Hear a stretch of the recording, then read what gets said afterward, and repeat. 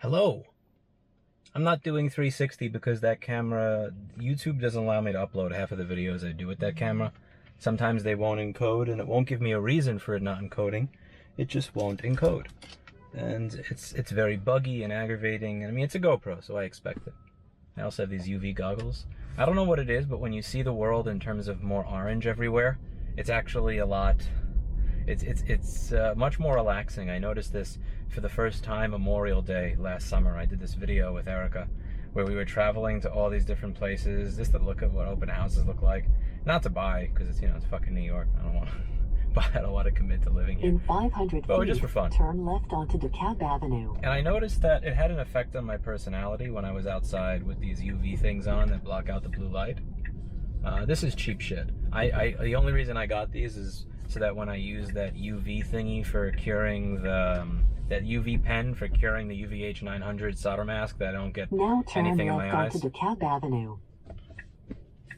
So I'm going to probably just wind up using this channel as some random vlogging channel, which fits the name. It's Louis Rossman Live Random. It's not so much live anymore, but it'll live up to the random section. I kind of used to use my normal YouTube channel back in the day in 2012 and 2013 to discuss the things that were on my mind at the time, things that bothered me, things that piqued my curiosity. And I do that. I don't do it as much as I used to. By the way, you're gonna see someone honk. So it's illegal for me to go through here. You can't see because of the fucking 360 camera. There is a person in the crosswalk. Now, technically, I could continue driving even though someone is in the crosswalk because I would not be hitting them. But it's illegal to make a turn and continue driving if someone is in the crosswalk.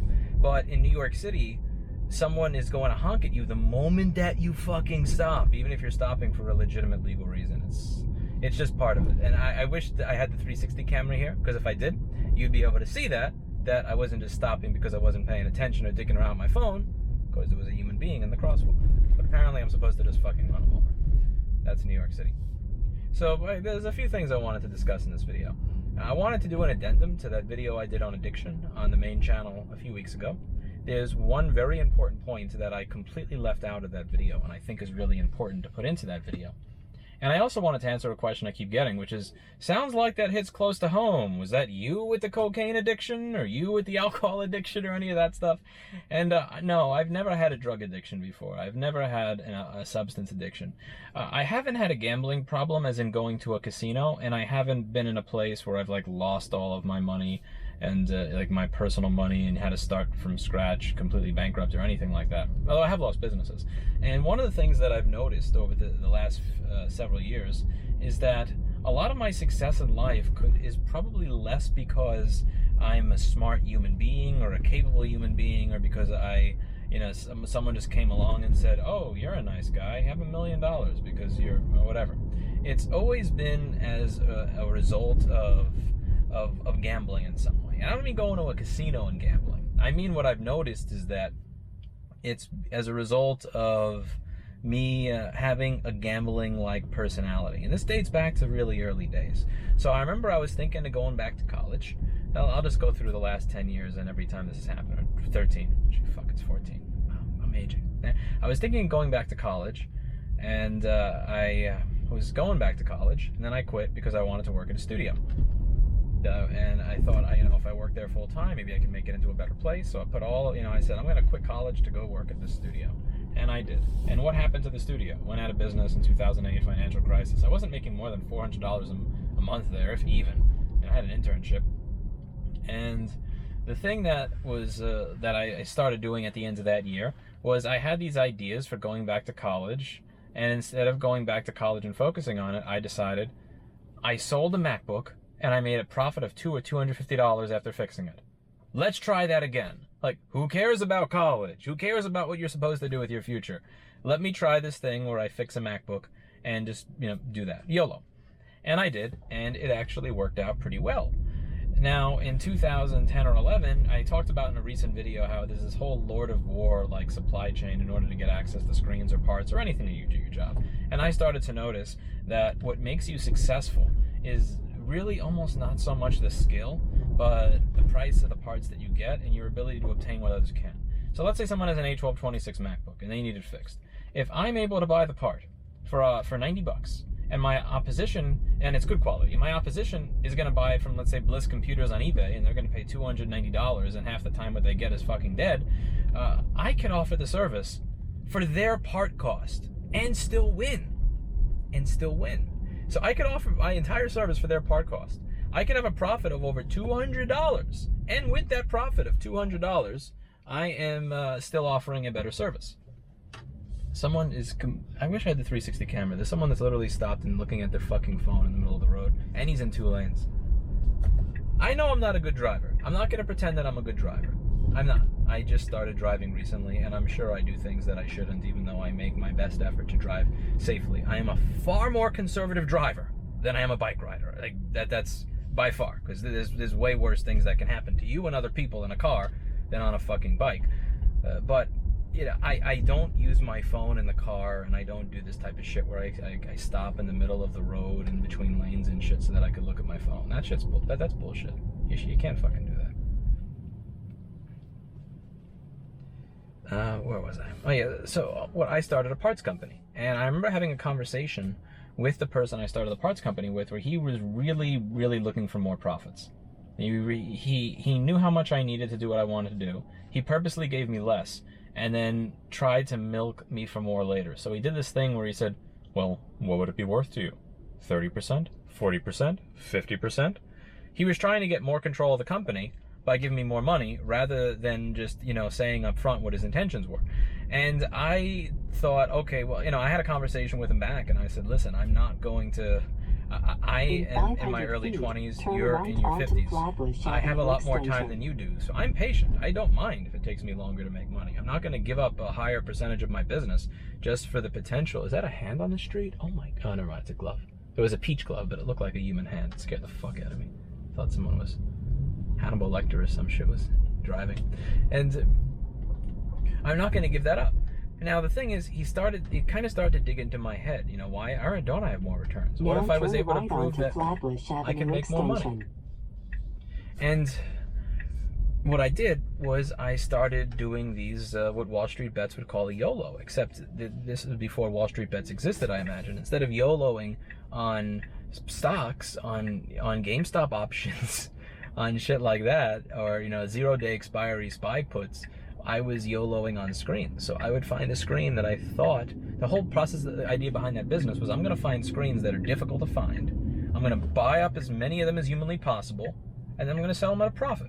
So if I find something, because I have contacts and connections, and I know what all the part numbers are for, I know the difference between an LP171WE2TLA2 and an LP171WU6TLA1. I know what machines they all go to. I know what every single number and letter in that part number stands for. I know what to ask for. If I could find what people need for a machine that still has a high demand to be repaired and that nobody else has parts for, then I am going to... I just turned on the washer instead of my right turn signal. What the fuck? I gotta learn how to use this goddamn car. I just turned on the washer instead of my turn signal. That's funny, because I can never figure out how to turn on the damn washer when I need it. You can talk to the car to turn on, I mean, the wipers, not the washer. The wipers. But usually I do that instead because I can't figure out how this shit works. Anyway, so that was my business model. And what I started doing is I started making riskier bets. Instead of buying, you know, 100 of this, I'd buy 600. If I buy 100 and they sell slow, no big deal. You buy 600 and they sell slow. That's how you wind up having B154 PW01s in your basement. Parts for a 2006 machine that I still have in my fucking basement in 2021. I did that a couple of times because sometimes it made good money, like really good money. You know, you're buying something for $73 that you could sell for $200 all day long, and the sales just break them in. And sometimes you buy something for $79 that, you know, 10 years later you can't get rid of for $30 a piece. And that company went to shit. It went to shit for many reasons. There were many things that I did that were wrong. I got to be clear with that. It's not like there are many things that I did with that company that were bad. But the biggest thing that I did was I bought shit that didn't sell, and I had a gambler's mindset while I was doing it. Another one would be, another interesting gambler's mindset, was actually involved in the way that I got this store. So this is something I've explained in a couple of older videos. I think this video about being an asshole in 2016. So I didn't have the money at the time to pay a security deposit. So my rent at the old store was $3,500, and it cost about a 3-month security deposit. I think it was a 3 or 4 month security deposit. I don't remember. It's been a while. And I didn't have that money. So what I did was I put up a listing on eBay for a bunch of repair services, screen repair services and motherboard repair services. This was back before you had the insane price competition you do today. Today you have people replacing backlight fuses for $15 and free shipping on eBay. It makes me sick to my stomach that people have devalued themselves to that extent, but they have. This was before then. So me selling board repair for $159 or a screen repair for like $120 when the screen was 50 or 60, even, you know, that was literally the bottom of the barrel back then. And what I did is I told everybody that you'll get your device back in 6 to 18 or 6 to 20 weeks, but it's going to be cheaper than everywhere else. And I would send them a little postcard. I sent everybody a little postcard that explained how the system worked and showed all our reviews. Now, why was I doing that? Why did I do that? I did that because PayPal was not going to release the money unless I, quote, shipped the product. Money before I shipped the product. So what I did was I sent everybody a fucking postcard. I made it clear in my ad. There was no guilt there. I told them, you're going to get your stuff in 6 to 18 weeks. It's going to take a while. So what I did is I lowered the price so that I would get a gigantic amount of orders. And then I used that money to pay the deposit. And then after I did that, that money that I used to pay the deposit was then gone. So, but now I needed to do all these repairs. So I needed to pay employees for the repairs and I needed to pay for the parts. So what I was betting that my walk-in business would pay for that. That if my walk-in business went up over a few months because I now had a store, that I'd be able to pay for all the parts I needed for all these repairs and also for the person who was doing them. Because back then, most of my board repair was outsourced. And you can imagine if I was charging $140 or $150 for the board repair, there was not a lot of money left over for the outsourcing. That was a gamble. That was a gamble. And that gamble worked out very well. The screen gamble worked out very poorly. And there's other gambles that I've made. In 500 feet, keep left to take Manhattan Bridge. So for instance, there was the gamble I made with YouTube. So a lot of people said that, you know, by showing other people how to do what you do, you're going to devalue your work, you're not going to make any money off of it, your store is going to go out of business, and there's not going to be anything special on your channel because everybody else will be able to upload the same shit. But the main gamble that I made was in 2016. There was a company, Kilpatrick and Townsend, that spoke to me, and they said that they wanted me to take down my videos. And my attorney that I hired said, you know what, listen, they're not threatening you. They're not suing you. They're asking very nicely. They're not suing. You should do this. It's a very reasonable thing, and you may be in violation of law here. Manhattan Bridge. This American conservative, or I forget, something conservative, this gentleman, I really feel bad because he's an amazing journalist, that recently interviewed me, went over this, and he said that I fired the attorney. I didn't fire the attorney, I just paid him for his time and stopped listening to him, which I guess is kind of firing, but I stopped listening to him, and I said, you know, I told him to file a DMCA claim or sue me if you want to take him down. Because the thing is, if you file a DMCA claim, you know what that means? You don't have to explain to the public why you want it taken down, which forces Apple to be the asshole. See what I did there? I forced them to become the asshole. If you want my content down, listen, man, I'm not gonna keep content up if you say that you want it down. If you say that it's against the law, you gotta, you know, file a DMCA claim. Tell the world that. Tell the world you don't want them knowing where a fuse is. Fine. So that's what I did. And they never came back. Now, there was a video I did on the night that happened, around July 1st. I don't know if it's unlisted or something now. And I honestly, I look back in that video and I cringe. It's so fucking bad because I'm talking in a very depressed way, like it's the end of the world. And people have said it kind of seems like you're acting. It seems like you're faking this. I'm not. I was scared shitless. I was telling everybody at work, if there's anything here that has an Apple logo on it that isn't something, like, even if it's shit that we bought from, like, shit that customers left us, just get it out of the store. I'm afraid of, you know, I had a friend that had that was accused of counterfeiting when he was not, and he had ICE show up to his shop and raid it and all that. I met him in 2014. I was scared. I was scared shitless of something bad happening to me. And so I made that video, and I thought it was the end of the world. It wasn't. My YouTube channel at that time was 30 or 40,000 subscribers. Now it's 1.5 million. And that YouTube channel has pushed forward the right to repair movement. It's pushed forward my business, and it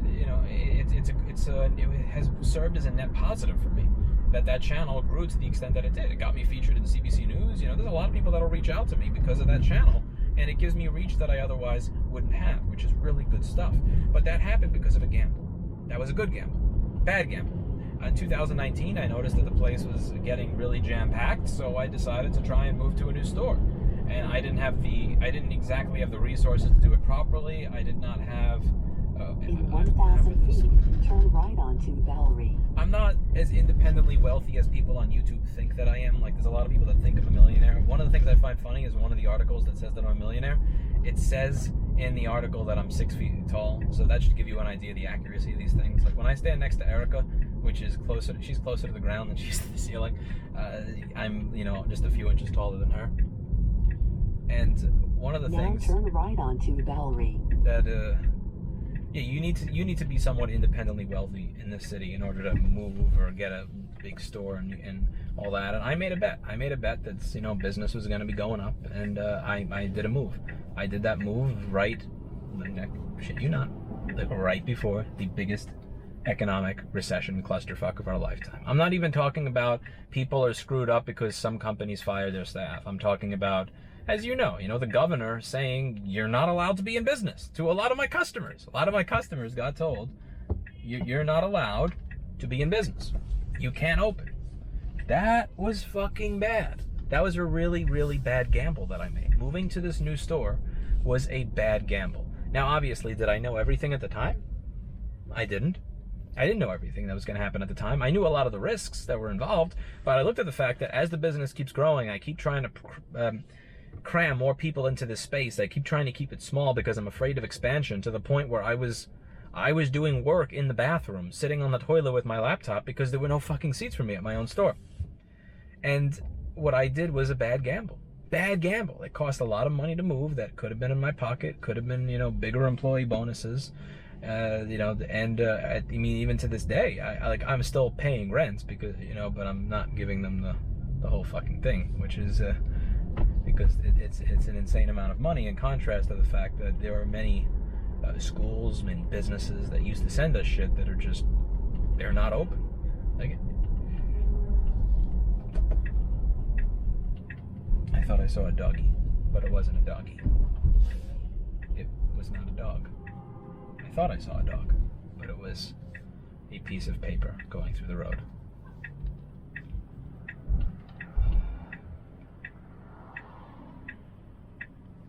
I'm not very smart, but you guys probably already knew that if you've been watching this channel for any length of time.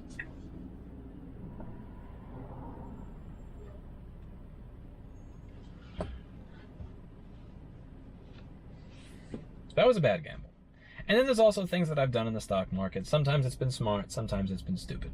But one thing that I've noticed about a lot of the decisions I made in life is that, and this is probably one of the reasons where I really push back when people say that you are a good person, or wow, I can't believe what you've accomplished.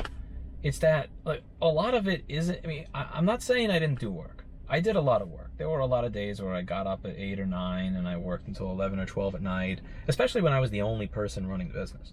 Or when I was the only person doing board repair here. Because at one point, I was the only person doing board repair here. And obviously, yes, we had less work back then than we do now. But it wasn't to the extent that you would think. It wasn't to the extent that you would think. This is absolutely standstill. Ridiculous standstill traffic.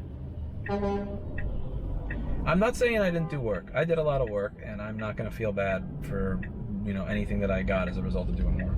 But what I'm saying, this is my spot. No, my spot. I don't believe in giving the finger or anything to other drivers, but I will hiss at them. I will happily hiss at them. I have my windows closed, so I'm not spreading COVID.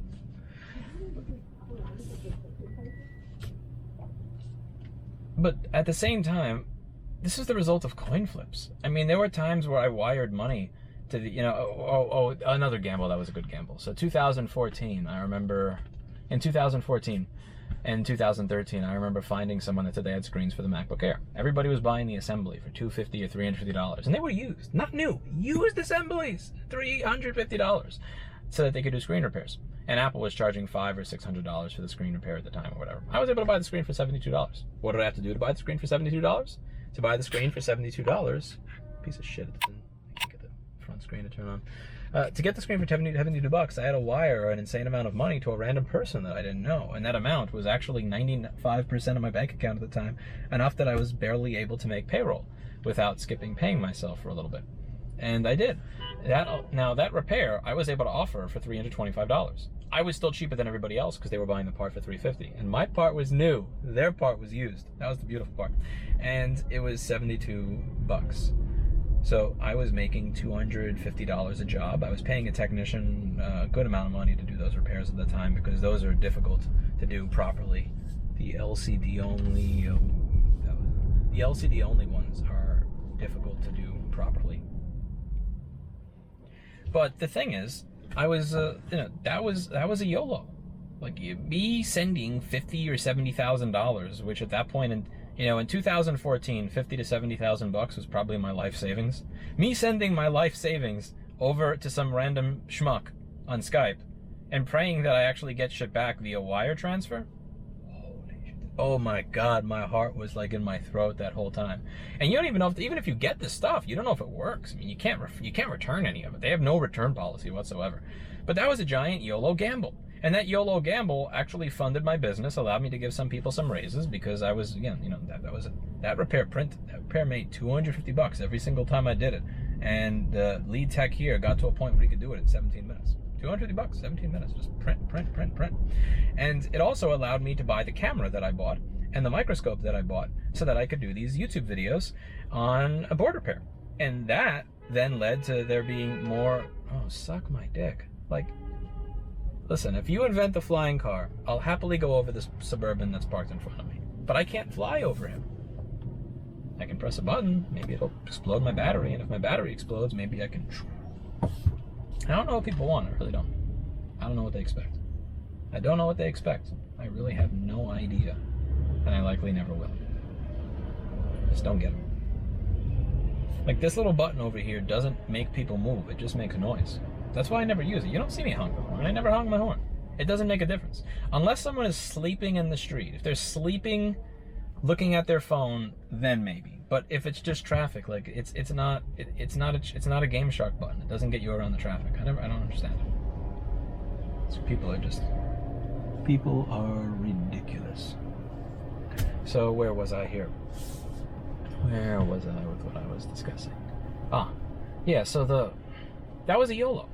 Now, people say, you're so successful. Like, no, it's not. I was willing to make a decision that very few people are willing to make because most people have a brain. They realize, I've been working for 4 or 5 years, and I have a savings of $50,000 to $70,000. And that savings of $50,000 to $70,000 needs to support me if my business fails or if anything happens in an expensive place like New York City back in 2013 and 2014. And, yeah, so like that was scary. That was harsh. But a lot of people wouldn't make that decision where they had to buy that much shit, and I did. And that decision wound up working out for me really, really well, but that doesn't mean that I'm special. Now, the thing is that I found difficult over the course of my life is that I don't know how to separate. Like, I can't, it's very easy for my brain to trick itself into thinking it's investing when it's actually gambling. It's very easy for me to think that I'm investing or that I'm making a business decision, when in reality I'm flipping a coin. And one thing that I've questioned myself recently is, throughout the last 13 years of my life, how much of what I've been doing have been making business decisions versus making coin flips because I kind of like the high that comes from doing something risky. And I think that my tolerance for doing something risky has been a little too high, and I think that I've been open to it for a little too long. And one of the reasons I really try to downplay me being this good person, or wow, you're successful, or wow, I wish I could be like you, is I made a risk. It was a 50% chance that when I wired that money, I was wiring it to a scammer, and that I was never going to get my parts, and that I wasn't able to pay my employees, I had to go back to Model Sporting Goods, and that I'd be broke, and that I'd have no YouTube channel because there'd be nothing to talk about. Oh shit. Nah.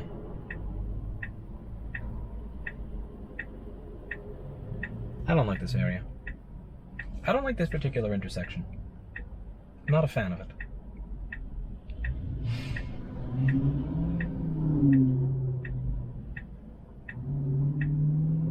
He zoomed through a red because he has a car that's red. I also don't like this intersection because of the noise that everybody makes at it. It's very annoying.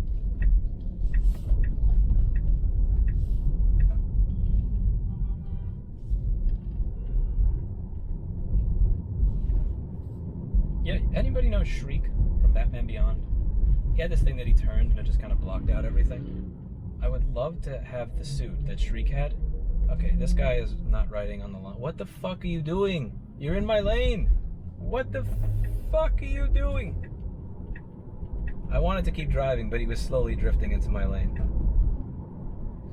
Fucking horseshit. This, I swear to God.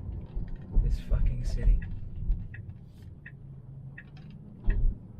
This fucking city.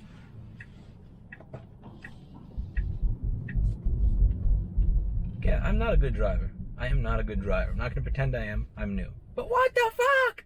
The line is here, and he was doing this, and he wasn't even doing it fast. He wasn't trying to cut in front of me. He's just like 2-3 miles an hour doing this. And then when you look in the window, he's doing this. This is what he's doing when you look in the window. Ah! Anyway. Yeah, the thing... So the thing that I forgot to mention in the addiction video that I think would be worthwhile to mention in it, and I got to mention it fast because this camera's just about to die, is that there is, if you have an addiction, like any of those addictions, whether it's a gambling addiction, drug addiction, cocaine, alcohol, bad relationship, the hardest thing to do is to realize that whatever you lose as a result of leaving the addiction, whatever you lose as a result of leaving the addiction is worth it to have your life back. So what is your life worth to you? What is your ability to go about your day without this feeling that you have to do something? You have to spend time at the casino, or spend time at the bar, spend time in your house doing whatever drug you're doing. What is that worth to you? You have to believe that your life is worth living over the addiction. And for a lot of people, that's really hard, because a lot of people may have lives where they don't believe it is worth living. And that's the thing that really gets you. It's not necessarily about the cocaine. It's not necessarily about the drinking. It's not necessarily about the gambling or the casino. What it's about is making the decision and telling yourself, whatever money I miss out on that I think that I would make as a result of gambling or whatever is worth it for me to have my life back, for me to not stare at the Robinhood app every day, for me to not go to the...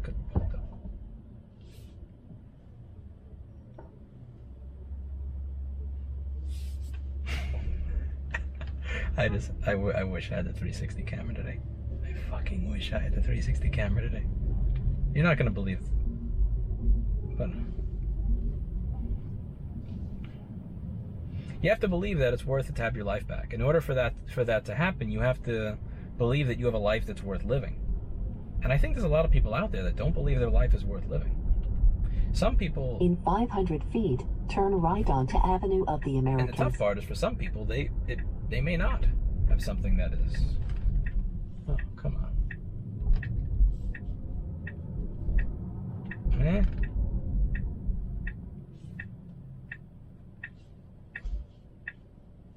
Meh. Boo.